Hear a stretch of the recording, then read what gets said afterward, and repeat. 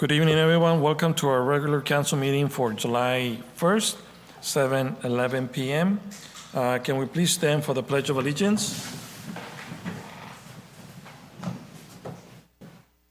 Ready? Begin. I pledge allegiance to the flag of the United States of America and to the republic for which it stands, one nation, under God, indivisible, with liberty and justice for all. If we can all please remain standing for a moment of silence for our first responders and military members, please.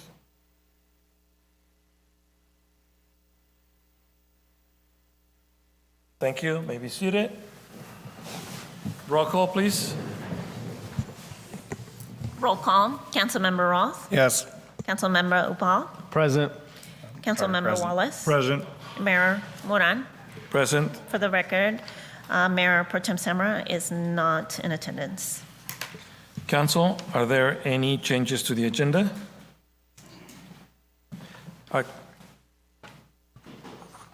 Yes. One, Mayor and Council, we are going to, the item as it relates to the presentation by Dalian Group for the Rexplex is going to be postponed to the July 15th meeting. Council, anything else? All right, seeing none, moving forward. Actually, we do want to report out from closed session. Yes, thank you, Mr. Mayor. The City Council met in closed session to discuss item number 6 on the closed session agenda. Deliberation occurred, no final action was taken, and the City Council will reconvene in closed session later this evening. Thank you. So at this time, we're going to have citizen comments. This section of the agenda allows members of the public to address the City Council on any item not on the agenda. Members of the public, when recognized by the mayor, should come forward to the lectern and identify themselves. Comments are normally limited to 3 minutes. In accordance with state open meeting laws, no action will be taken by the City Council this evening. So at this time, is there any citizen comments on the phone in regards to items not on the agenda? Anyone on the phone? 713? Seeing none, bringing it back to the chamber. Is there any citizen comments in the chamber at 714 in regards to any items not on the agenda? Please step forward. State your name for the record.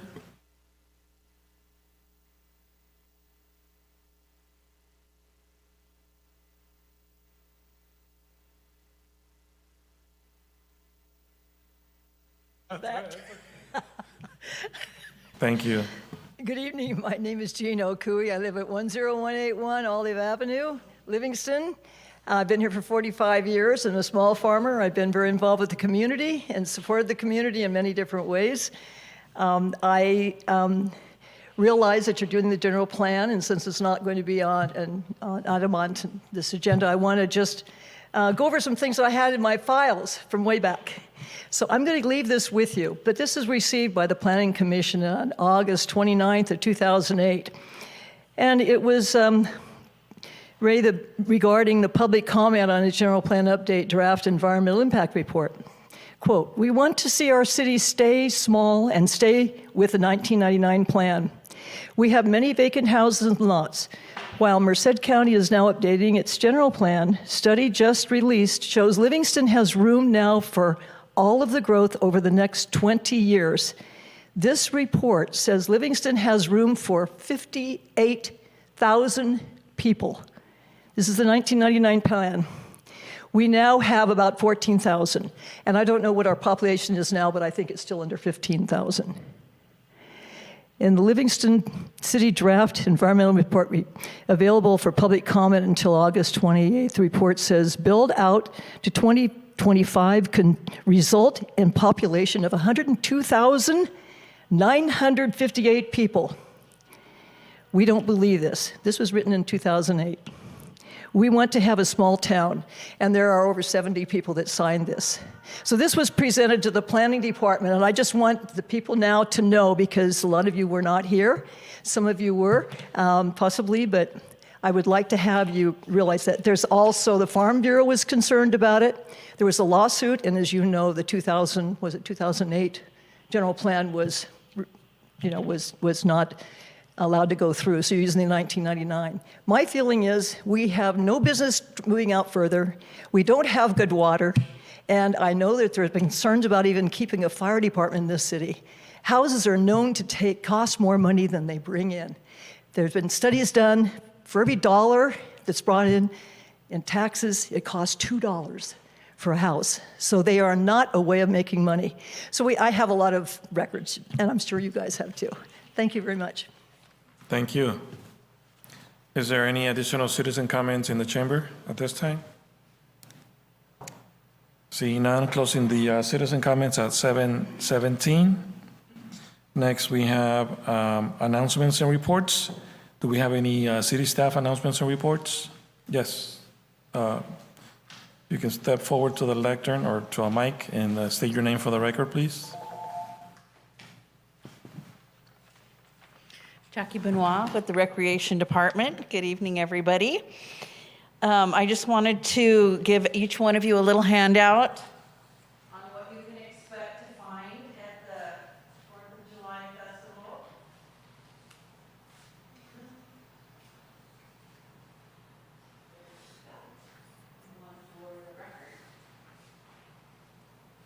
Anyway, we have a lot of really fun activities planned. We have our very first ever Mr. and Miss Firecracker pageant that will be held from 5 to 6 with kids from our community, 4 to 6, and then 7 to 10-year-old boys and girls. We have carnivals, carnival games, like if you went to a school carnival, the old-fashioned type, that our Key Club will be presenting for us. Tickets are $1, and you get a prize if you win the game. We're going to have the fire department out for some good old-fashioned spray downs in the parking lot. We've got gunny sack races, limbo, pie eating contest, and then our Livingston VFW will be doing a flag ceremony at 7:45, and then rhythm blenders come on, and they'll lead us right into the countdown for the fireworks show. So it will be simple, but it will be good old-fashioned fun. So we do have a couple of ways that you guys can support. We have event t-shirts that are $10. You can go online and buy them, or you can give me the $10 and I'll get you a shirt. And we also have our Chicken Poop Bingo, which is one of our first fundraisers for the Recplex. Buy a square. If the chicken does his duty on that square, you win half the pot. So it's going to be fun, something different, and I have tickets for those too. So if anybody has any questions, I canceled the dunk tank. That would have been our biggest fundraiser. I didn't want anybody hurt because I know I couldn't get out of it. So anyway, it will be a lot of fun. Great fireworks show planned, so we hope to see you guys out there. All right, thank you, Jackie. And we also have hats that are going to be coming up. So if you guys will see online, we have a really nice purple, it kind of looks like purple camouflage for I Love Livingston, and the monies from those hats will go towards our Recplex. Thank you, Jackie. Is there any other city staff reports, announcements? All right, seeing none, moving forward. City manager announcements and reports? Yes, Mayor and Council and public. One of the things that we've been working on for the last couple of weeks, the council had hired Baker Tilly a few months ago, and with the sole purpose of trying to come up with some models, some tax sharing models and some proposals so that we can, when we meet with the county, that we can start, negotiations. So we should have some options for the tax sharing ad hoc committee. So when we meet with the county, that we can re-engage them and start our negotiations with them as it relates to the tax sharing agreement. Also, as you might recall, the Winton Parkway extension We've been working with Self-Help, the Livingston Unified School District folks, and other property owners along that stretch. And so we are getting some proposals from some MAI appraisers to come up with the cost of that parcel that the school district is willing to sell to us at fair market value. And so that's moving forward. And then finally, with Frontier Communications, you guys heard all the great stuff they're going to do here, and all the, the fiber optic cables they're going to put around town. Well, we actually have communicated this information to the different developments that are taking place in town and the school districts and the medical clinics, because I think that there's an opportunity for them, especially because some of them, they're in direct competition with Spectrum. And so healthy competition is good, and especially when they're doing, their own projects, they can address some of the infrastructure needs there. So that is it, unless you have any questions for me. Thank you. Council, any questions? Seeing none, thank you.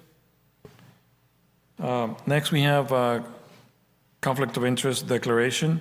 Members of the City Council will declare an actual or apparent conflict of interest before discussions or decisions about any matters in which they or anyone with whom they have a close personal relationship could directly or indirectly benefit, or with such a benefit could be perceived. Any declarations? Seeing none, hearing none. Moving forward, next we have the consent agenda. Items in the consent agenda and the consent calendar are considered routine or non-controversial and will be enacted by one vote unless separate action is requested by a member of the public, the city manager, or city council member. There will be no separate discussion of these items unless members of the public, city council, or city manager request that specific items be removed. Public comments on consent agenda items should be limited to 3 minutes per person, regardless of the number of items contained within the consent agenda. So at this time, before I ask council, I need to ask to see if there's any citizen comments on the consent agenda or any questions. Anyone on the phone? Hearing none, 7:23, coming back into the chamber. Is there any questions or comments for any items on consent calendar? Seeing none, bringing it back to the dais, 7:24. Council, are there any questions in regards to consent agenda items? Mr. Mayor, Yes. 2 questions, one each on item 2 and item 3. For item 2, the professional services agreement with the auditing firm, did we go out for RFP before choosing the firm? I know that these folks have already worked with us, so there's a lot of benefit in sticking with them. But asking that question, just to pose a consideration of if there's any concern of overspending.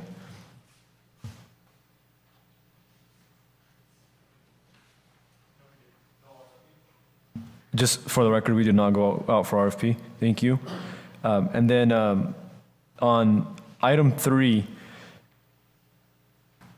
we currently have 2 vacancies, so we're hiring some extra support. Do we plan to terminate the contract with these folks once one of those vacancies are filled, or once both of those vacancies are filled? Or what is the current thinking on that? RC, do you want to address that?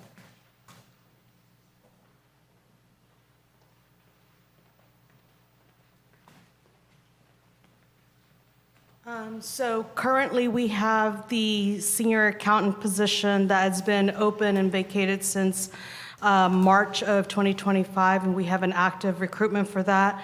We actually have scheduled written examinations for candidates next week on Thursday. And then for the accountant 2 position that is vacant, that is for someone who tendered their resignation about a week ago, and their last day with the city on payroll will be this Friday. And the intent is to provide temporary support either for the role of an accountant two or staff accountant to help continue to move forward things with the day-to-day operations in the finance department. Those are two key positions. So essentially, the agreement with Robert Half would end once we filled the accountant two position or staff accountant, but we still have two vacancies at this time. Okay, thank you.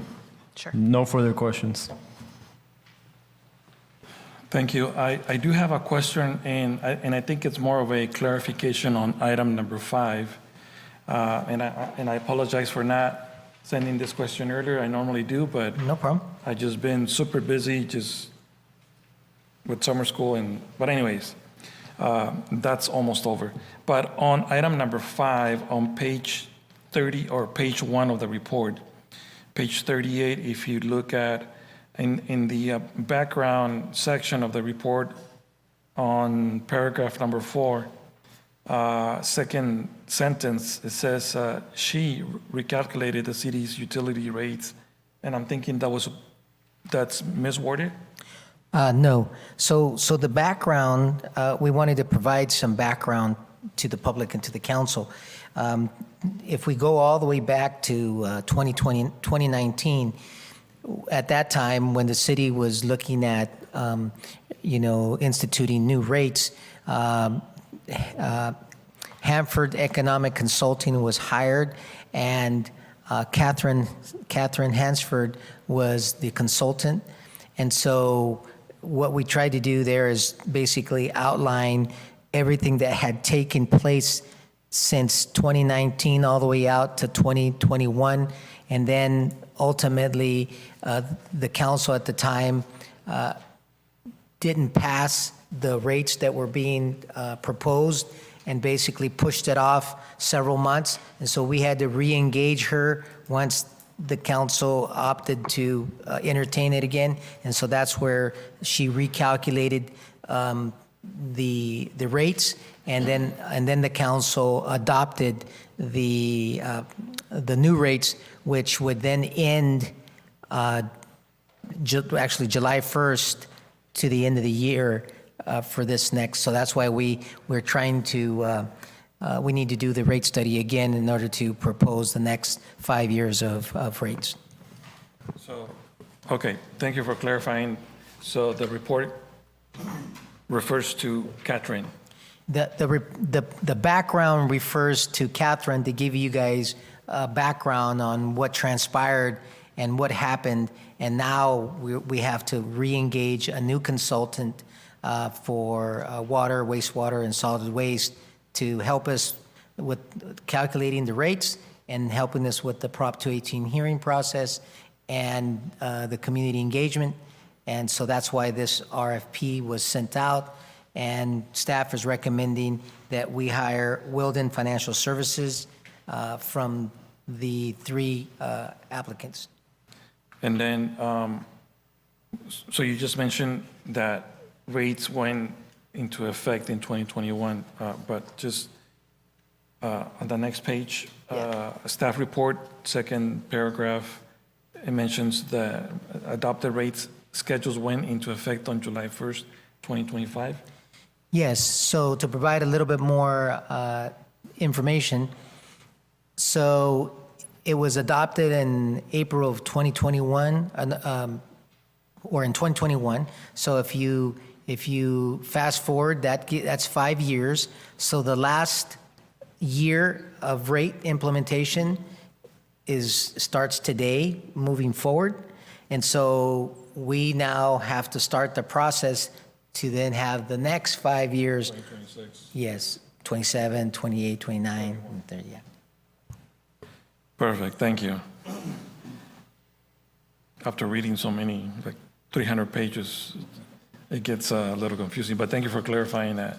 So this next cycle would be for rates beginning in 2026 to 2031. That's right. Perfect. 5 more years. Got it, perfect. Thank you, thank you. I have no more questions. Council, is there any other questions?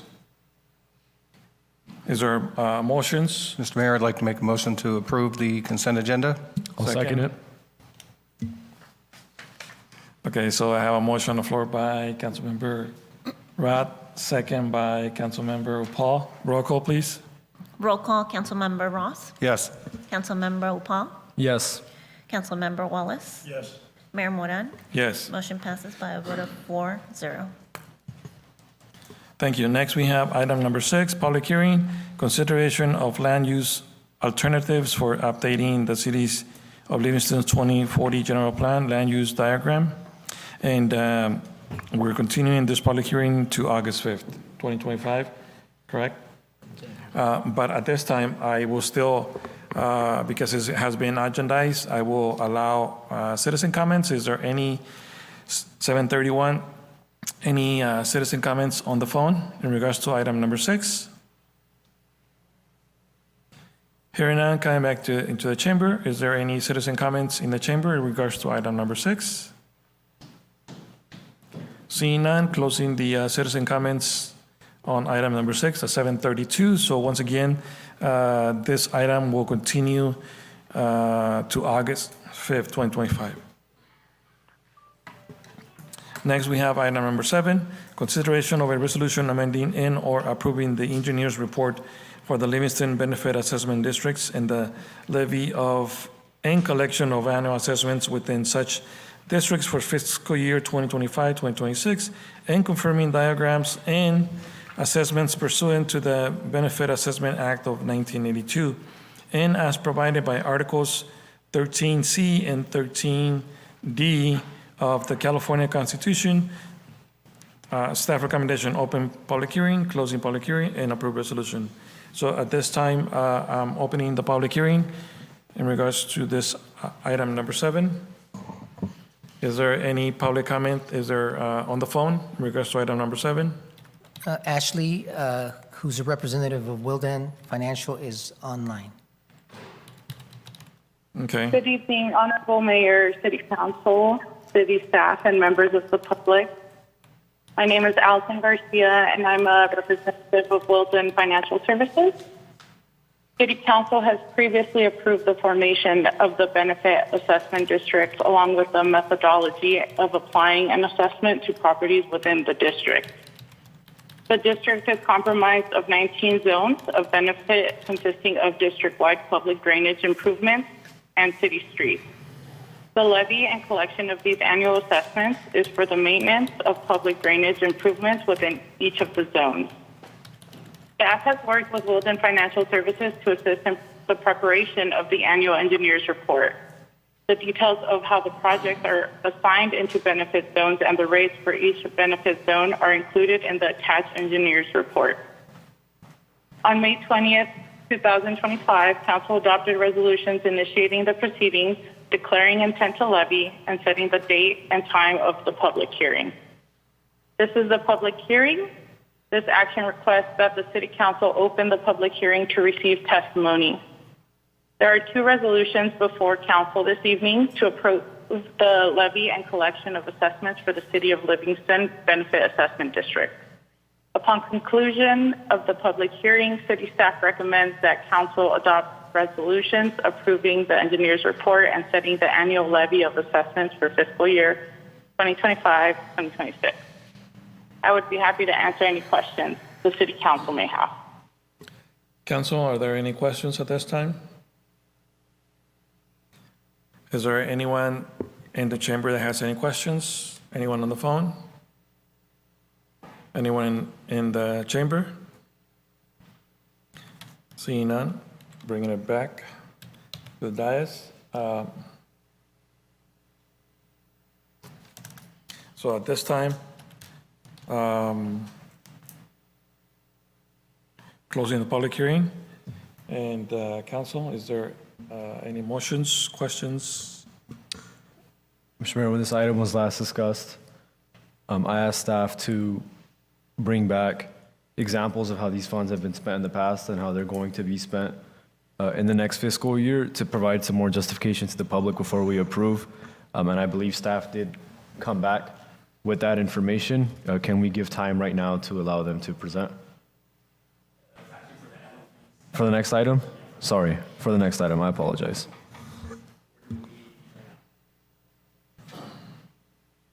All right, council, anything else? Motions?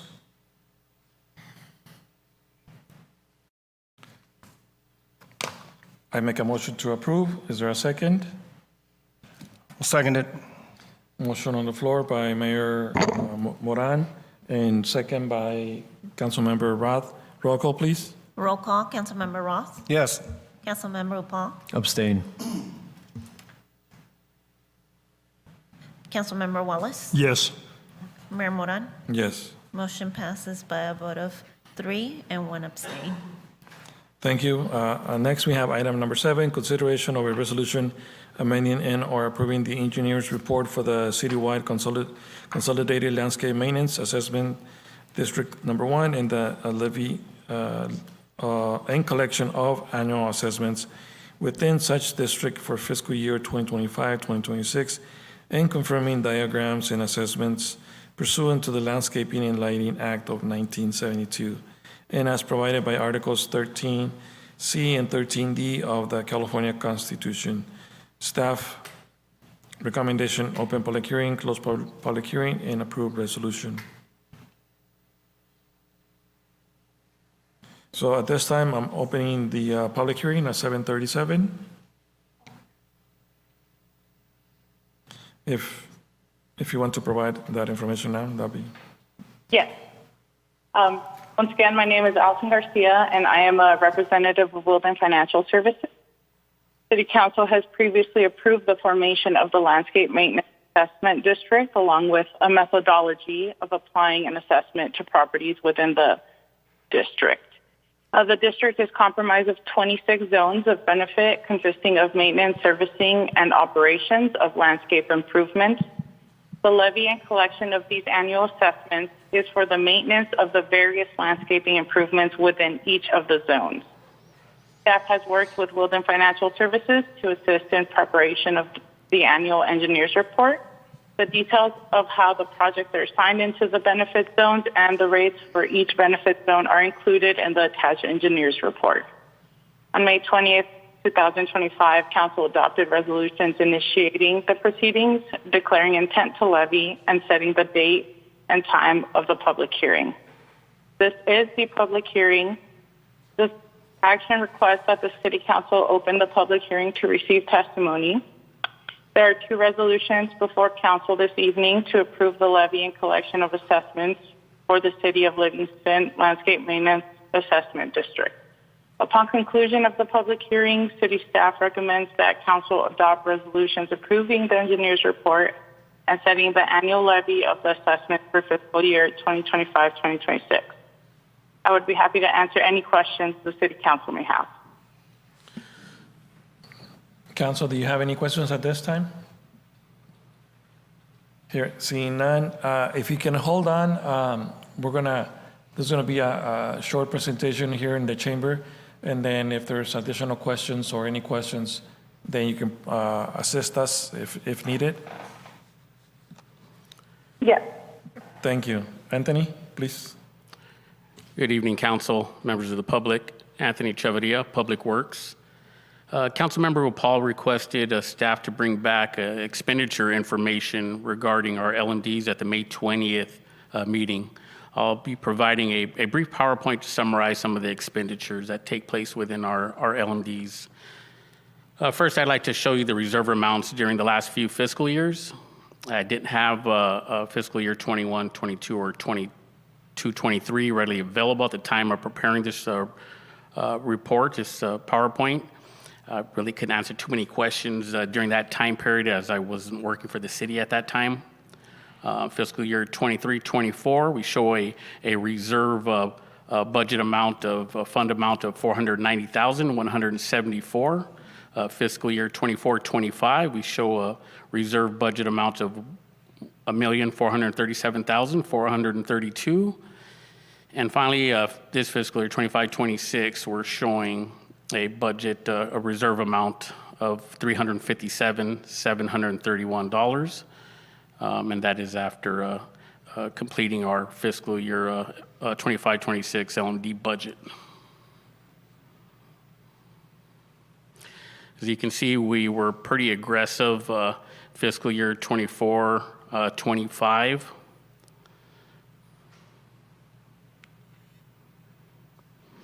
Some of the projects and equipment for fiscal year 24-25 that were procured. 2024, we purchased a 2024 Ford F-650 chipper truck, a 37 horsepower diesel lawnmower, 2 light fixtures at Max Foster to help illuminate the basin area for our recreational activities, exercise equipment, John Deere backhoe. A total of about $150,632 were expended from the LMDs for the equipment in this last fiscal year.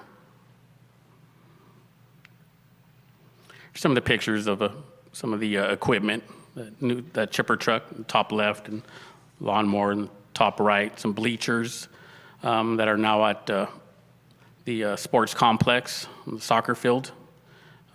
Another piece of exercise equipment. That one is was recently installed at our Killian Park. Some of the projects that were completed 24-25 fiscal year.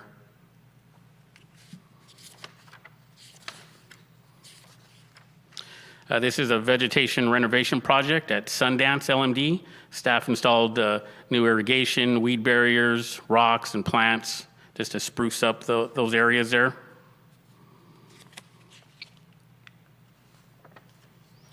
Another vegetation renovation project at the Bridgeport LMD. Staff planted 160 shrubs and trees, installed new drip irrigation at a few of the landscape mediums in that area. This is front of Joseph Gallo off of Witten Parkway.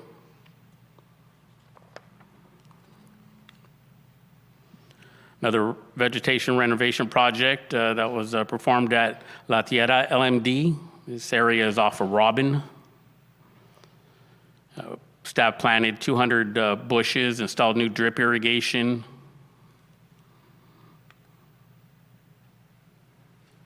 Another renovation project. I didn't have the pictures of staff planning them, but this was at the Parkside LMD, which is on the backside of Joseph Gallo off of Parkside. Planted 65 bushes and 35 trees in that area. Another renovation project completed in 24-25 was at Country Lane LMD. Purchased and planted approximately 20 trees, installed new drip irrigation. And those are all the trees that you see in the picture there. This is all 24-25 fiscal year. Projects and equipment planned for fiscal year 25-26. And these are the list of equipment here. Right-of-way vegetation mower, utility truck for parks and LMDs, a booster pump station, park facility renovation, exercise equipment, park signage, Versalift truck, that's a fancy name for a boom truck, Gopher gas machine, and 1 FTE, full-time employee, in the parks and LMDs. Total projected expenditure of $348,814. This is for 25-26. Let me go back real quick to 24-25. That was 150,000 total out of the LMDs what was expended. We're planning to double that. We're planning to stay aggressive with our projects and procurement of equipment. Okay, some of the projects that were have planned for the fiscal year 25-26. Vintage West. Staff's planning on installing new drip irrigation in that area. Sing Park trees, planning to plant some more trees at Sing Park and install some barbecue pits in that area. Devontae Villas, trees at our Killian Park. F Street fence replacement. Country Lane 2, the Kishi subdivision, planning on planting more shrubs off of Hammett, irrigation replacement, trees. Off on the Olive Avenue, plant more shrubs. There's a lot of shrubs that need to be planted in that area. La Tierra, installing more shrubs and irrigation renovation. Country Roads, shrubs and trees and irrigation renovation. That's off of Walnut. Somerset, planting more trees and shrubs. So that's the end of the presentation. As you can see, we were pretty aggressive. Staff was pretty aggressive during the last fiscal year, and we're planning to stay aggressive in completing projects for our residents this next fiscal year. Anthony, can you go back to the page where you have like the different amounts in reserves? I think it was first, second, right there, yeah. So for instance, for 24-25, you have in reserve says $1.4 million. Can you expand on what does reserves mean? Because I know I had that question asked before. And so for the general public, what does reserves mean? And for instance, if you don't get to spend or invest all of that money, does that roll over into the next year, into those reserves, or how does that work? Or you have to like spend it all, and how do you get those reserves? So, And then before I forget, the other question will be in regards to the equipment, like you have a truck and lawnmower and all of that, and obviously that is not only for one specific LMD, but all throughout the different LMDs. And if you can explain to the public what is the formula, how you use the funding to be able to get one of those trucks or the lawnmowers, and because they are being used throughout different LMDs.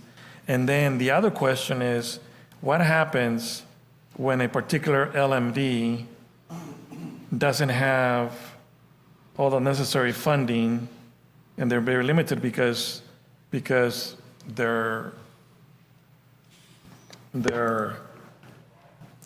funds that they provide to that LMD are either $12, $17, very low amounts, to where sometimes there might be a need or a request for, and then what happens when people ask for like, hey, can we get this done here? Can we get that done there?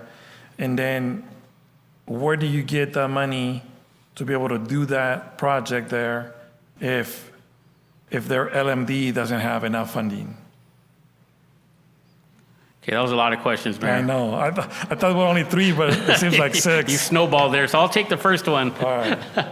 First one, reserves. What are reserves? So we create our budgets within our LMDs and BADs, and we have a maintenance, operations, and personnel budget. So after that's put together, if there's any leftover money after we create our budget, that is put in a reserve account, a fund to account for that. Now, should the districts not use, or staff, I don't know, say we weren't able to complete certain projects or purchase equipment we wanted to purchase, that money doesn't disappear. That just rolls back into the reserve fund, and it will continue to roll over to the next fiscal year until it is utilized and used. Into the reserve fund for your department? For that specific district. Yeah, okay, perfect. What happens if an LMD does not have money? And basically, there's a couple things that are going to take place. One, we may have to reduce services to that LMD. We may not be able to purchase vegetation for those LMDs or trees, or cut manpower to those areas. The second thing that may happen is council may approve the leveraging of the general fund for the shortfall of the districts if they should run out of money. And the third question, where in terms of, when you buy a truck, these are several $1,000s, and so it's it's proportionately charged to the different LNDs based on usage, and that's how, these items are purchased. Right, that's correct. We have an allocation breakdown sheet that is a percentage of the equipment that's purchased. So they all pay their fair share. Yeah. So I think we covered all the questions. Anthony, thanks for the presentation. I made that request specifically last time so that when we came back, we would justify the increase in expenditures to the community. I think especially when people see that 1.4 million number, and there's just this perception as a whole is the cities take money from us and they don't do anything with it. And so it's important for us to provide tangible examples of what's going to be done if we decide to levy greater assessments. So thank you for bringing this back and for doing that. I think the community is willing to pay more when they understand what they're paying for. We saw that with Measure L. We had a huge majority of the community come and support a tax increase on themselves because they had a great understanding of how it was going to benefit them. And I think this helps with that. So thanks for taking time out of your busy schedule to bring this back. It means a lot. I have a question. Yes, go ahead. Anthony, on the slide you had up with the Gopher gas machine, what kind of protective gear do your employees use when they're using that gas machine for Gophers? Basic I'm safety. assuming it's hazardous to people, so they've got to have masks? Yeah, basically it's just exhaust. It's exhaust from an engine that's directed inside the run of the squirrel hole, and it's covered up with dirt, so the gas doesn't come back up. But they are wearing PPE for that. So you cover both Gopher holes? They find the Because gopher there's run. always an out for 'em. Exactly. Yeah. Okay. Just wanted, that would be part of what's in your budget for protective gear? Yes, we Okay. did budget PPE. Thank you. Yes, sir. Anthony, one last request. Can you please share that presentation with the council, the slides themselves? Yes. Thank you. And so if we can look at, so I asked Monica to put up page 275 of the agenda, which is a table that has the proposed assessments rates for each zone. And this gives us, I mean, obviously, if you see the agenda, you saw it there. But, because this question comes up every year from residents. And here you can see, for instance, the amounts that is paid per EDU. Like, for instance, and it tells you like 81, 14, 62. But also if you look at, areas like Country Lane, too, there's amounts of $1,000, $800. And so each area pays different. And that is why some have more funding and some have less. And so to Anthony's point and description earlier, even though there's requests or needs to do additional landscaping or projects in that area, if there's no funding, then it's got to, and if we need to do it, it's got to come from somewhere else, and more than likely it's going to come from the general budget, right? Yes. General fund. And then that goes to one other question that I've been asked. So if you go to page 2, which is 257 of the staff report, because, and actually that was a question that I had from before I got to council it's like, well, how come certain areas pay more and I pay $900 a year, Well, there's like, well, and then that's where I learned that when this became law, they needed it, those areas needed it to be balloted, and those people living there, they needed to approve or not approve if they wanted it to pay those fees or not. And my understanding is that if the majority people in that district per se did not agree to pay for those fees, they agreed that they were not going to have many amenities, nice replacement of bushes, trees, and additional lighting and all of that. And so if you look at, like I said, 257 paragraph 2 says no cost of living adjustments are allowed in 12 original zones, including Almond Glen, Country Roads, Harvest Manor, Vintage West, Vinewood Estates, North Residential, South Residential, Central Residential, North Commercial, Downtown Commercial, and South Commercial. The proposed and so on, they remain unchanged from the previous year's assessments, and that's why those rates will continue to be the same amount year after year. Their rates will not go up. Where the other areas or zones, our rates or their rates will go up because we want to have additional, because that's what was established when that happened. And then, but it also, on the last sentence of paragraph 2, districts may not be increased over last year's rates until approved through a ballot of the property owners. So now my question is, if people in that area want to change that, can they say, we want to be balloted? If the majority of people in this LMD says yes, because we want more amenities, can that happen? I think that's a great question for Allison.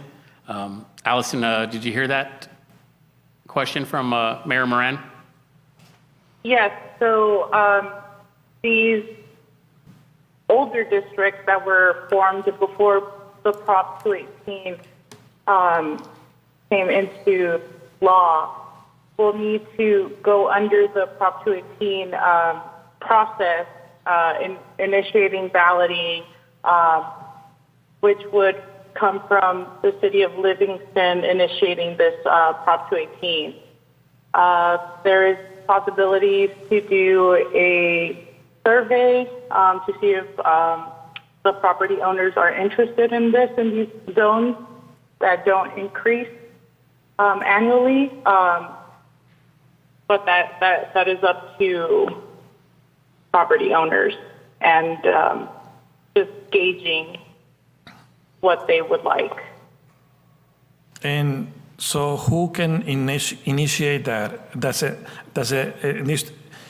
It needs to come directly from someone in that district that it's requesting to be balloted? Yes, so everyone within the district would receive a ballot and they would vote whether they would like to increase the levy or not. And do they need to approach the city? Is that how it gets started? It's up to the city.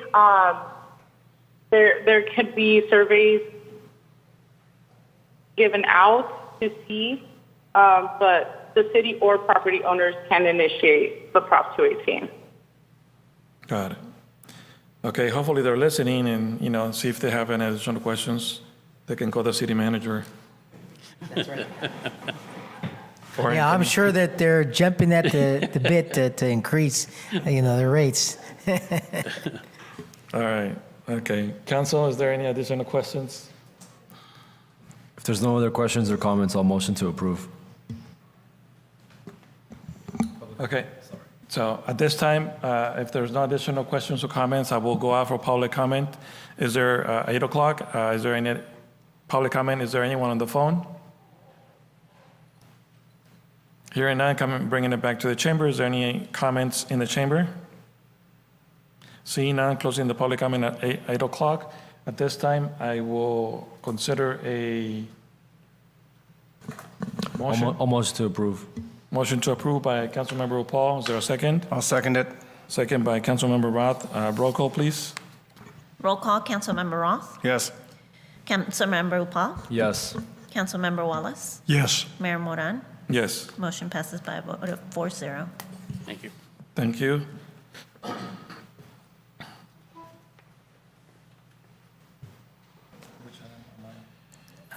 Eight.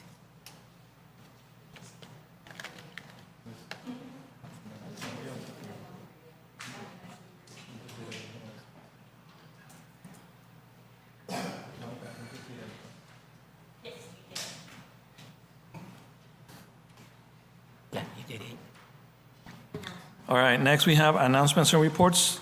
City council members' announcements and reports. Mr. Wallace?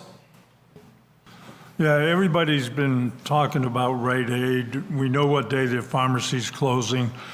Just for the public, you need to, if you're getting your prescriptions there, don't wait till the last day. I was going to pick one up today. Their pharmacy was open and then they closed it.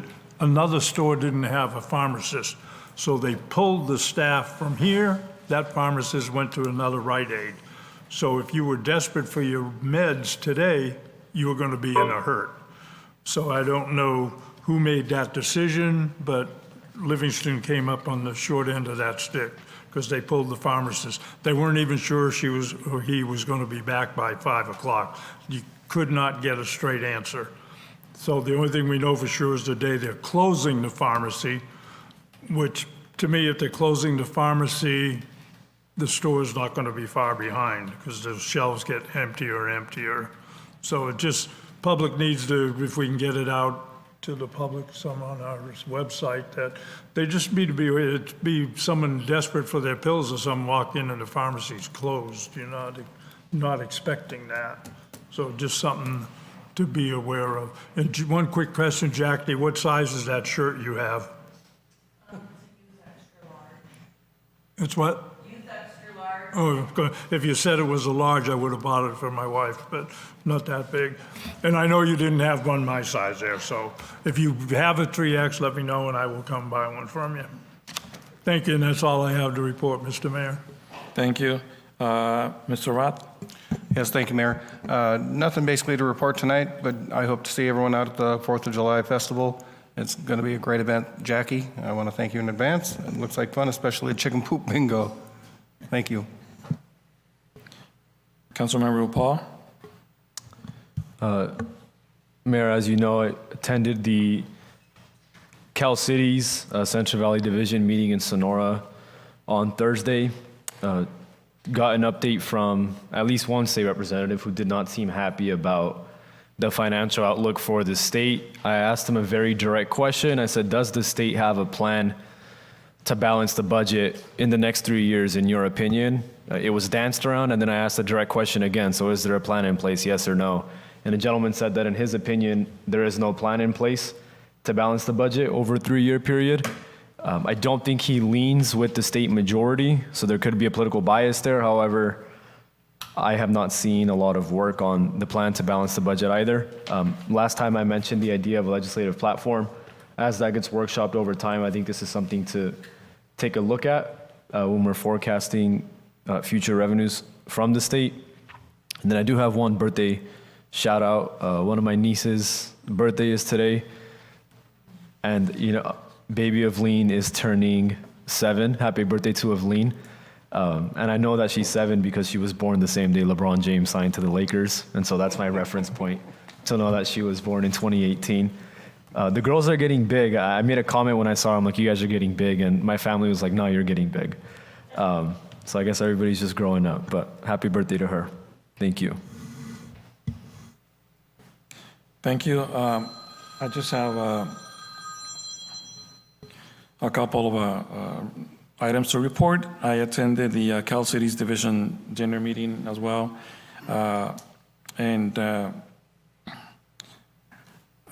This was up in Sonora. I hadn't been up there in quite some time. It was nice. Well, the drive was kind of different, but it was nice to be able to see and meet with the different cities that belong to the Cal Cities and within our division. I also met with the Livingston Union School District Superintendent, and then among other things, I think it's important for us to be able to have meetings every now and then just to see what are some of the plans, if there's anything that we could collaborate with the different school districts and with the city. And part of the conversation among some items was the conversation in regards to a community garden.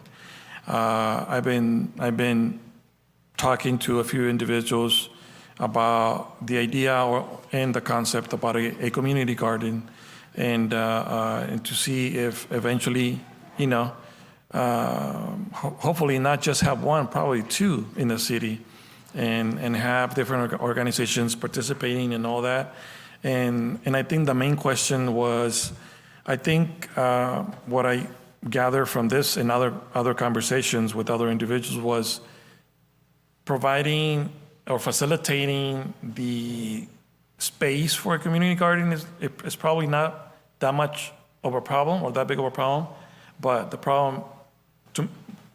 the concern is to not let it grow and become a community weed park or garden, but rather being able to have someone that knows what they're doing, that are guiding others in the community how to maintain a community garden. And I think that based on other conversations with other groups, I think we can probably reach out to a few individuals that could help us with that. So anybody in the community out there that might be willing to not only participate, but also facilitate and help others to maintain a community garden clean, because I think we have some good possibilities. And then also just, that was pretty much it. I think I can bring back more additional information in the future. But if anybody out there, just make sure you guys you can reach out to me, and we can provide more information and bring you in to those other conversations that we might be having on planning for a community garden in the city. Other than that, that's it. I don't have nothing else to report at this time. Next, we have council direction on future agenda items. Council, anything? Mr. Mayor, I do have one. Yes, go ahead.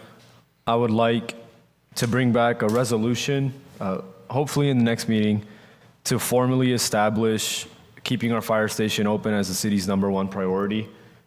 In the absence of a strategic plan, staff do not have, in my opinion, proper guidance on what projects to prioritize and what to tackle. I know we've had those discussions even before I got on, and staff currently have a plan in place to get a strategic plan going.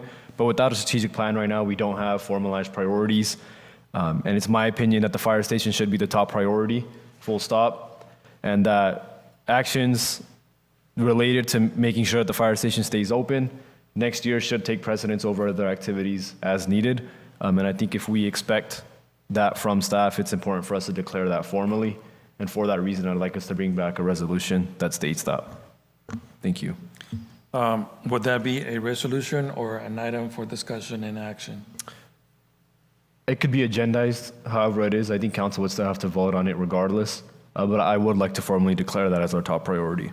All right, council, anything else this time? Seeing none, we're actually ending the regular meeting, and then we are going to adjourn back into closed session, and we will be back to report out from the second part of closed session. That's a record.